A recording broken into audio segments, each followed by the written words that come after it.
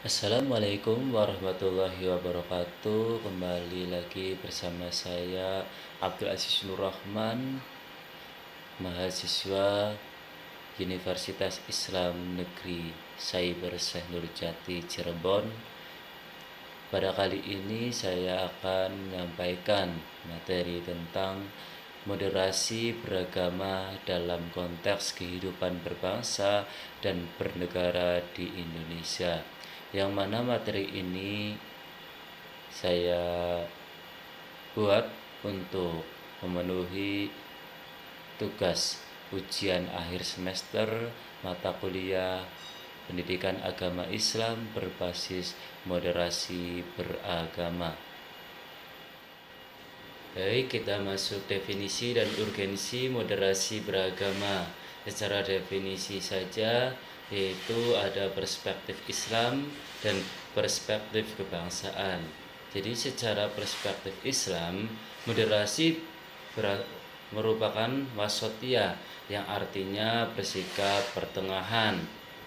Moderasi beragama adalah cara pandang sikap dan perilaku beragama yang mengambil jalan tengah atau bersikap adil di antara dua sikap yang ekstrim, yaitu fanatik berlebih atau terlalu longgar. Sedangkan dalam Islam, prinsip moderasi dikenal sebagai istilah wasatiyah, yaitu berada di posisi pertengahan, seimbang, tidak condong ke satu sisi yang melampaui batas. Tentunya hal ini ditegaskan dalam firman Allah Subhanahu wa taala yang berbunyi, "Wa kadzalika ja'alnakum ummatan wasaton", yang artinya dan demikian pula kami telah menjadikan kamu umat Islam sebagai umat pertengahan. Quran Surat Al-Baqarah ayat 143. Sedangkan dalam konteks kebangsaan Indonesia, moderasi beragama berarti menjalankan ajaran agama tanpa harus menafikan nilai-nilai persatuan, keragaman, budaya, dan kebinekaan yang sudah menjadi ciri khas bangsa kita, yaitu konsep Bhinneka Tunggal Ika yang artinya berbeda-beda tetapi tetap satu jua. Kemudian urgensi moderasi beragama yaitu menghindarkan masyarakat dari paham radikal, mewujudkan perdamaian dan persatuan. Jadi moderasi beragama tentunya sangat penting karena menjadi benteng bagi masyarakat dari bahaya radikalisme, ekstremisme, atau kekerasan atas nama negara dan nama agama. Tentunya sikap moderat ini membuat umat beragama tetap bisa menjalankan ajaran agama dengan damai tanpa saling menyinggung atau memaksakan kehendak.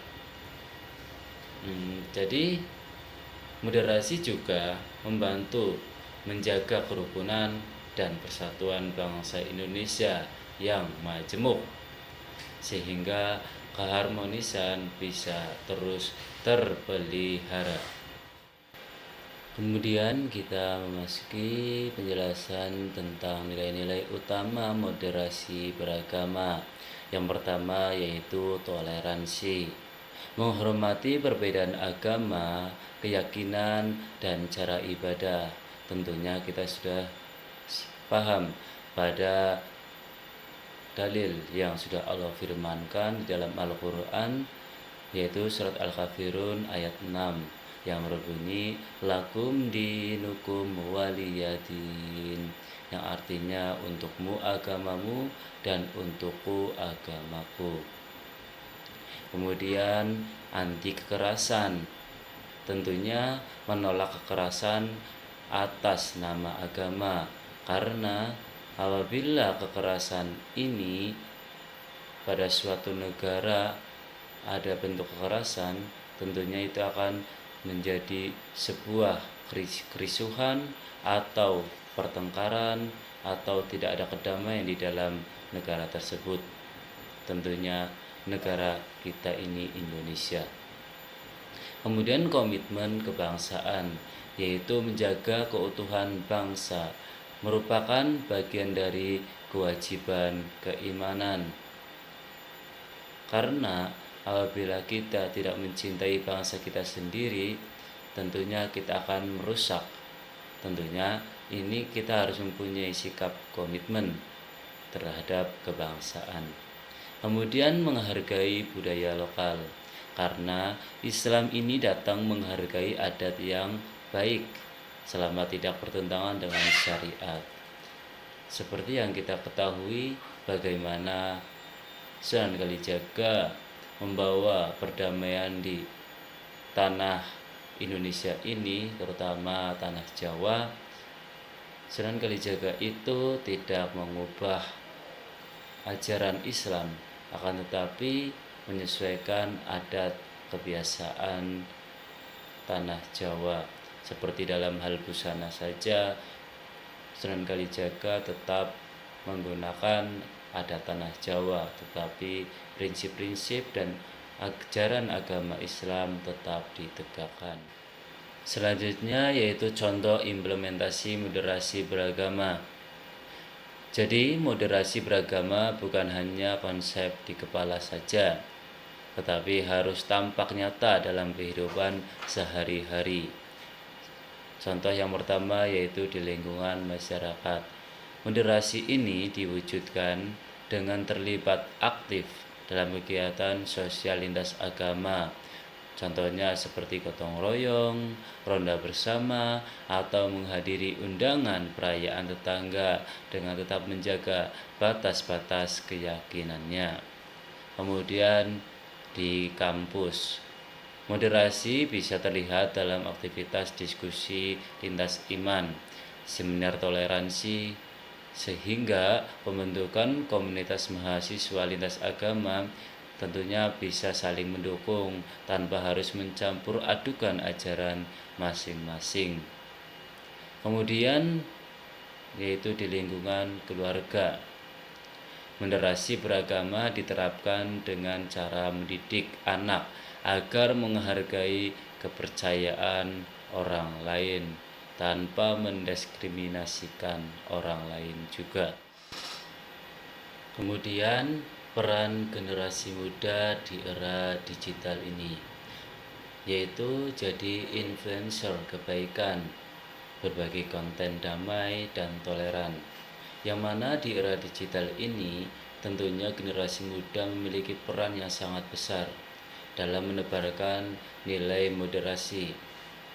Internet dan media sosial itu tentunya bagaikan pisau yang bermata dua, yang mana bisa membawa kebaikan, dan di sisi yang lain tentunya internet juga bisa menyebarkan kebencian jika tidak bijak.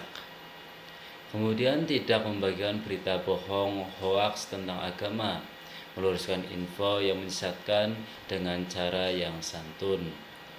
Kemudian membuka ruang diskusi yang sehat tanpa menjatuhkan, di mana mahasiswa atau generasi pada saat ini bisa menjadi teladan dan membuat konten yang positif, menolak membagikan hoaks keagamaan, dan aktif merespon isu intoleransi dengan cara yang santun.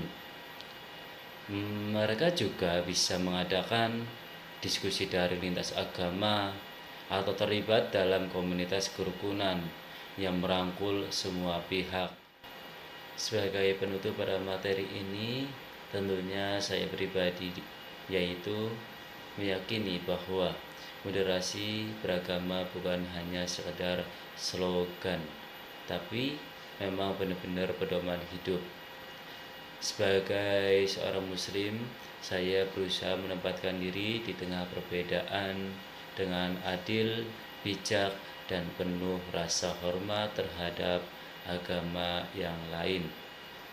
Dan saya percaya harmoni bukan hanya tugas negara ataupun tokoh agama di masyarakat maupun di jabatan kalangan atas, tetapi itu adalah sebuah tanggung jawab setiap individu yang dimulai dari diri saya sendiri, keluarga, lingkungan, hingga masyarakat sekitar maupun masyarakat yang lebih luas.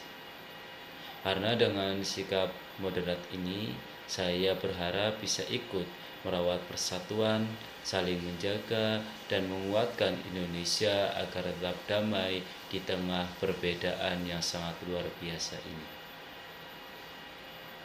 Terima kasih, saya haturkan, semoga ilmu yang saya sampaikan bermanfaat bagi kita semua. Wassalamualaikum warahmatullahi wabarakatuh.